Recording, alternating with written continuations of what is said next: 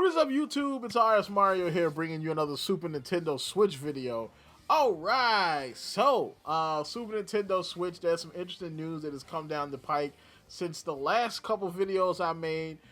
Check those out because YouTube is not pushing my videos as hard, mainly because I did have that couple week time where I wasn't making as many videos. And I think the shorts might also have something to do with it too. So, I'll have to discuss that a little bit later. But we do have some Super Nintendo Switch news. So we got some interesting data from Bloomberg. So some shipment data that could indicate that Nintendo is looking to ship at least 10 million units at launch. We have some data about some of the possible specs of the machine. Nintendo has apparently re-copyrighted the Gamecube controller. You know, wonder why they're doing that. As well as some information coming out of Taiwan. So we got a lot to talk about here. Of course, if you want to continue to get videos from me, like, comment, subscribe, hit the bell button, do all that good stuff that YouTube requires you to do to continue getting videos from me. Follow me at twitter.com/RSMario128. Like my video tweet, share my video tweet, and I will shout you out at this portion of the video. Also, if you follow me on Twitter, that is how you will always be notified whenever I drop a video, because every video I make on either of my channels, I'll drop a video link on Twitter, so that way you'll always be notified when I drop a video. So, let's get on into the news. So, Takashi Mochizuka, display shipment data suggests Nintendo would make 10 million plus of the next generation console if initial fiscal year. Unlike PS5, Xbox Series S that face chip shortages at launch, Nintendo's will be much easier to find in stores, and about the OLED version, Omida says not for this year. Yeah, more than likely the OLED version is probably like 2026. Alright, you know what I'm saying? Or at least late 2025. Alright, you know, they always drop the base version and then they upgrade it later and drop a better version. You know what I'm saying? That's just the way it works. So, give it a couple years before you get your big, beautiful OLED Switch, Super Switch, or Super Nintendo Switch. And Nintendo drops this one, says Bloomberg is reporting that Nintendo's new console will launch this year with an 8-inch LCD screen, not OLED. So the Switch OLED has a 7-inch screen. The base model had a 6.2-inch screen. Lite had a 5.5-inch screen. The Steam Deck, their biggest screen is 7.4 inches. So Nintendo, they going all about it this year. 8 inches is a pretty big portable screen. So that's actually pretty interesting. But the most interesting thing about this is it's coming out of Bloomberg. I'm going to scream this from the mountaintops.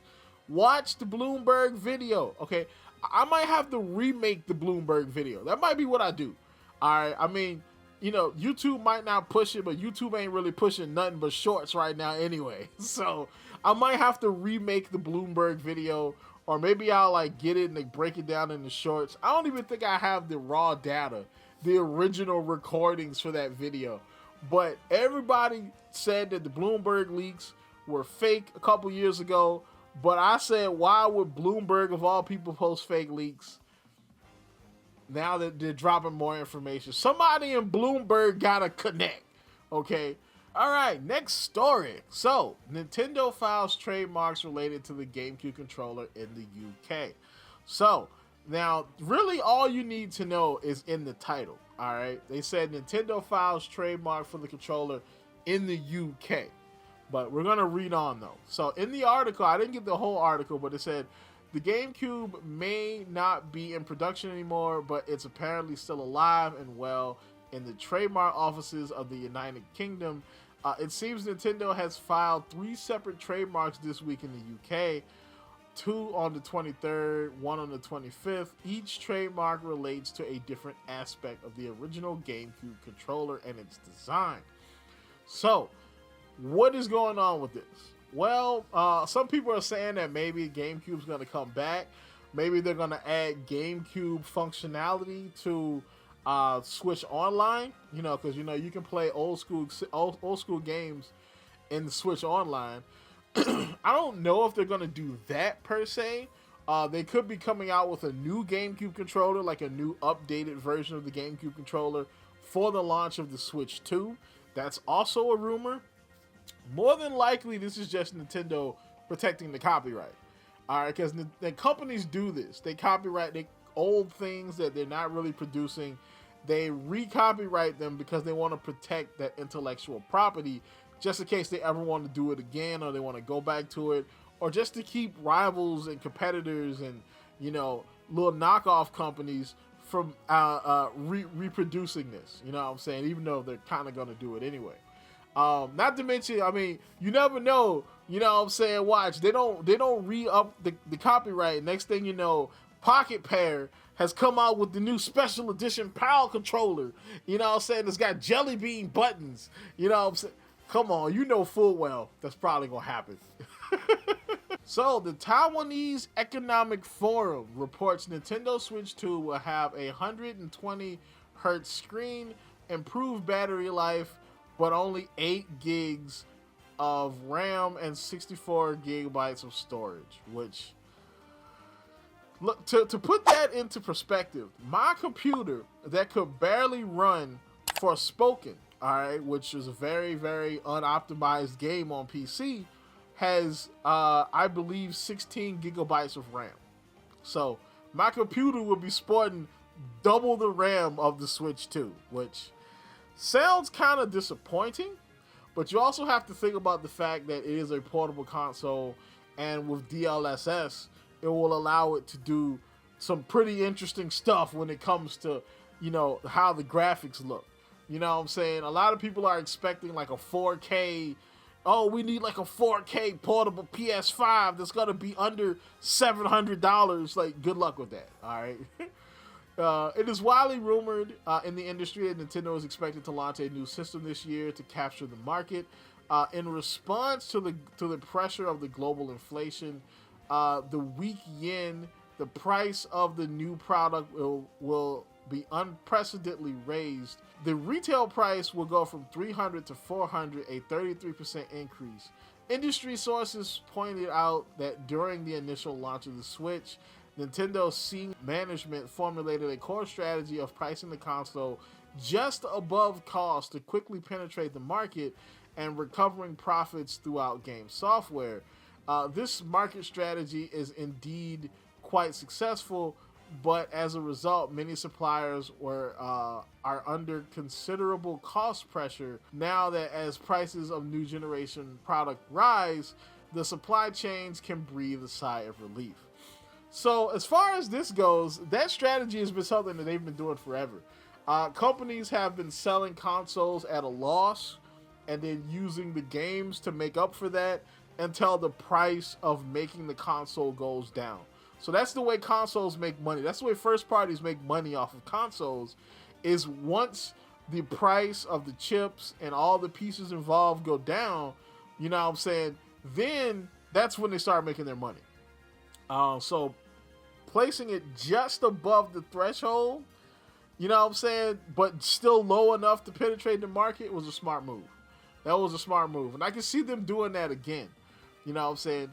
In addition, since the Switch has never had a major hardware update since it launched, the market expects that Nintendo is likely to launch the new generation in the second half of the year.